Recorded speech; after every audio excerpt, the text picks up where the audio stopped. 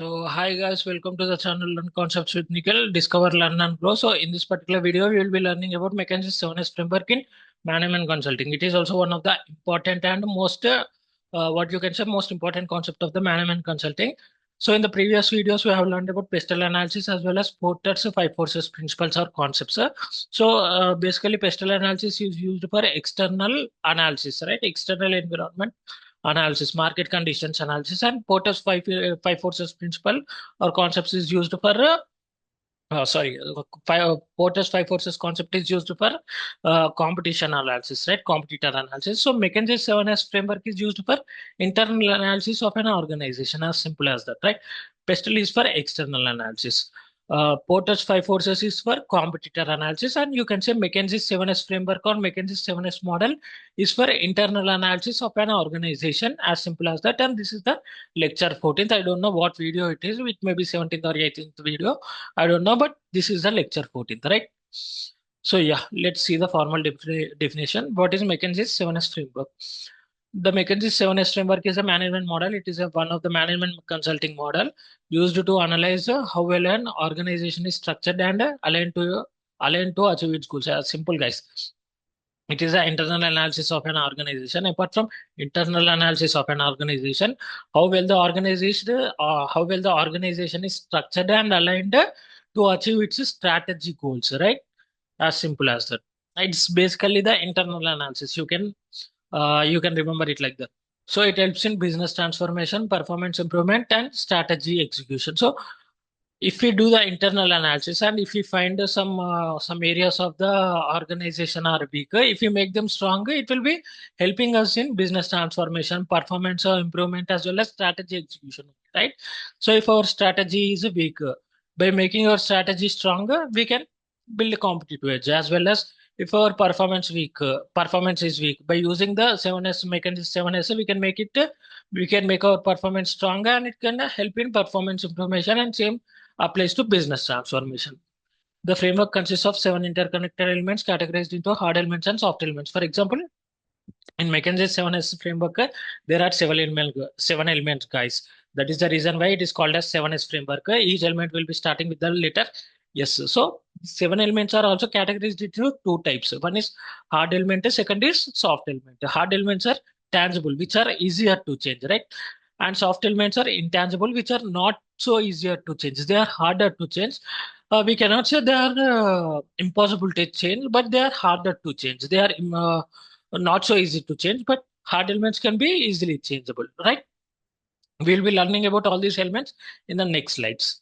Example, a company struggling with low sales can use the 7S model to check if the issue is due to strategy, leadership, or team skills. As I said you before, by devising the McKinsey's 7S framework, we can check whether the company's strategy is weak, or whether the company's leadership style is weak, or whether the company's team skills are weak. So basically, McKinsey's 7S framework is used for internal analysis of an organization, as simple as that, guys. So let's see what are the 7 elements of the McKinsey's 7S framework. So this was coined by McKinsey's company, like McKinsey's management company. That is the reason why it is called as McKinsey's 7S framework. So hard elements, as I said you before, they are tangible and easier to change. We can change the strategy. Actually, in hard elements, there will be 3 elements, guys. In hard elements, there will be 3 elements. One is strategy, second is structure, and third one is system. We can change the strategy, we can change the structure, and we can change the systems with the minimal effort, right? So that is the reason why they are tangible and easier to change. Strategy, business plan and direction. The company's long-term plan to achieve success. As I said you before, strategy is nothing but a long-term perspective, long-term thinking. Tactical is nothing but short-term thinking. So the company's strategy is strong or weak करके McKinsey 7S framework will be checking that also. Like it will be checking that company's strategy is strong or not, company's business plan and future direction is strong or not करके. So the company's long-term plan to achieve success, as I said you before, it is the long-term plan, right? Long-term perspective. Example, Nike strategy is to focus on athletic innovation and global branding. So based on this strategy only, they are building products, right? So let's take Tesla. Tesla strategy is to build innovative products as well as eco-friendly and sustainable products, sustainable energetic products, something which are eco-friendly, which does not cause pollution, right? So yeah, so based on that strategy only, they will be building their products. So this McKinsey 7S framework will be checking whether the strategy is weak or stronger, and if it is weaker, it will be developing and devising some strategies to make the strategy stronger. Strategy of an organization strong. So next is structure, organizational hierarchy. So how teams are organized and who reports to whom.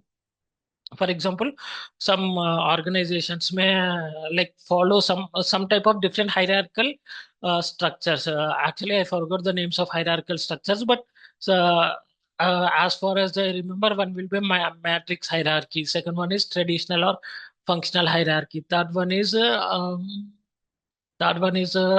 forgot the names, guys. But hierarchy is something how your company organizes the teams and who reports to whom. For example, if in my company, Nikil Solutions, there will be one employee who will be reporting to me only. That is one of the organizational structure where only one employee will be reporting to another reporting manager, right? He will be reporting to one reporting manager only. But there will be some companies where one employee will be reporting to two reporting managers. There will be some companies where one employee will be reporting to three reporting managers. So these are the organizational hierarchy, right? And what are the teams present in the organization structure? What is the structure? Structure of the organization. So example, Amazon follows a hierarchical structure. Hierarchical structure means the top down. Like one employee will be reporting to another manager who is only one manager. Like one employee will be reporting to one manager only. You can say like that. With the different teams for logistics, technology, and customer service. So Amazon basically follows this only hierarchy structure where one employee will be reporting to one manager only. As simple as that, right? Systems, process and workflows. What are the processes we are following in order to build our product, right? For example, the daily operations, procedures, and company policies. For example, let's take Tesla only. Tesla will be following one type of process in order to build their products. Tata will be following one type of process in order to build their products. Let's take LG. They will be following one type of process, one type of practice in order to build their washing machines and all those things, right? So, what are the what you can say, what are the processes the company is following, right? Example, McDonald's has standardized cooking process to ensure the same taste worldwide. For example, let's take McDonald's only. They will be following a standardized cooking process so that the taste will be consistent throughout the world, right?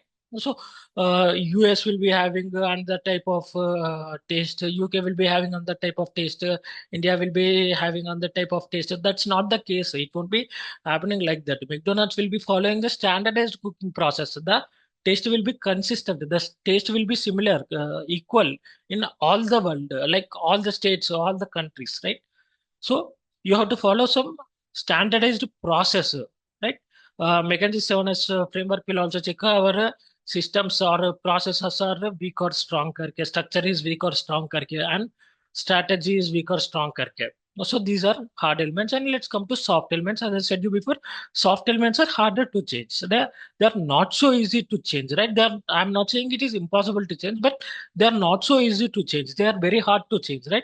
And it is intangible. Shared values. Tangible, intangible is nothing but the tangible you can see, like strategy you can understand, the structure you can see, processes you can see, but shared values comes under soft element. Shared values, style, staff, skills you cannot see, right? That is the reason why they call it as intangible.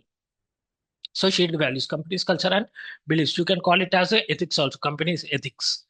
So the core principles that guide decision making and employee behavior. So what are the shared values? What are the values of the company? What are the ethics of the company? What are the core principles of the company which drives the employee behavior as well as decision making of the employees?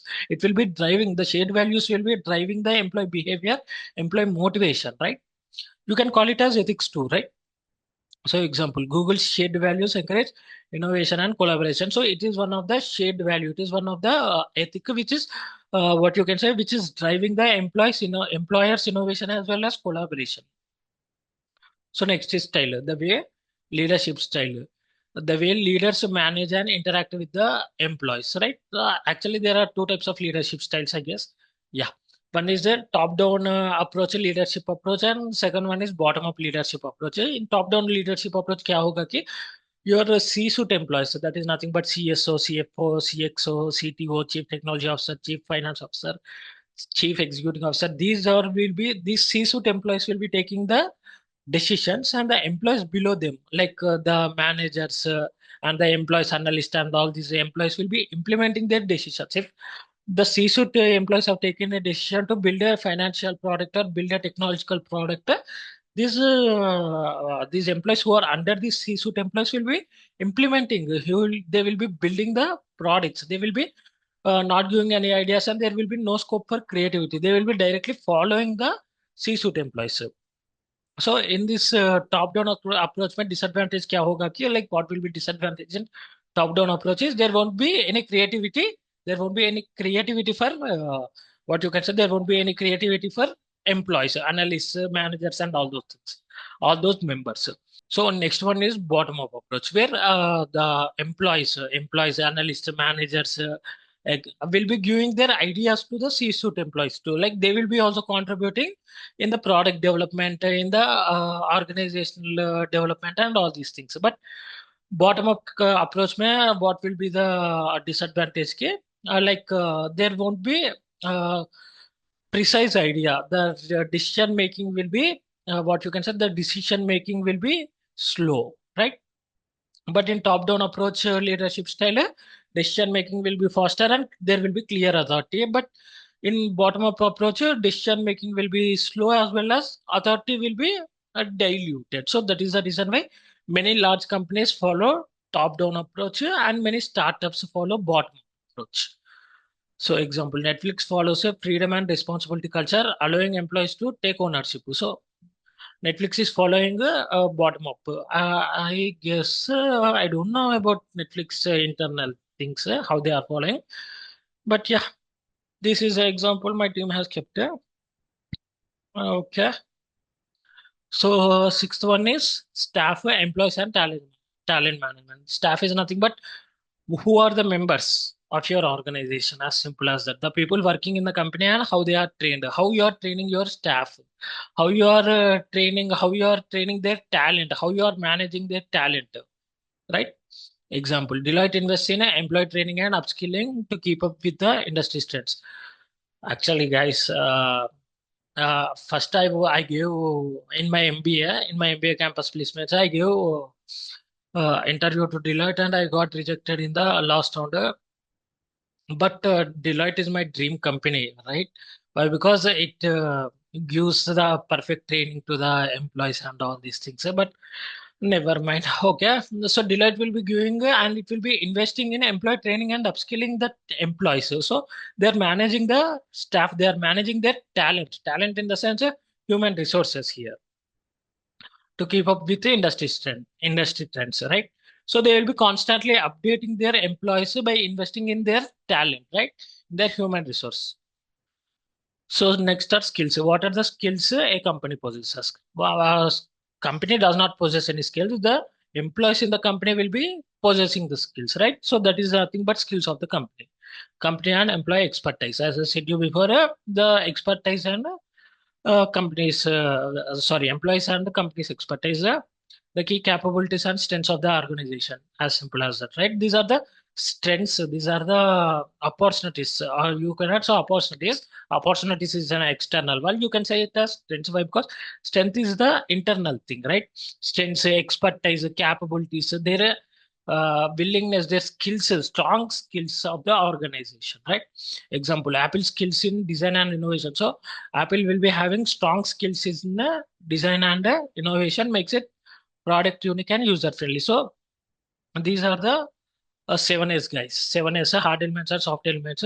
McKinsey 7S framework will be McKinsey 7S framework model will be checking, making sure that whether the 7S are strong or weak. That is nothing but strategy is strong or weak, structure is strong or weak, systems are strong or weak, share values are strong or weak, staff is strong or weak, skills are strong or weak, or 1 minute, guys. Yeah.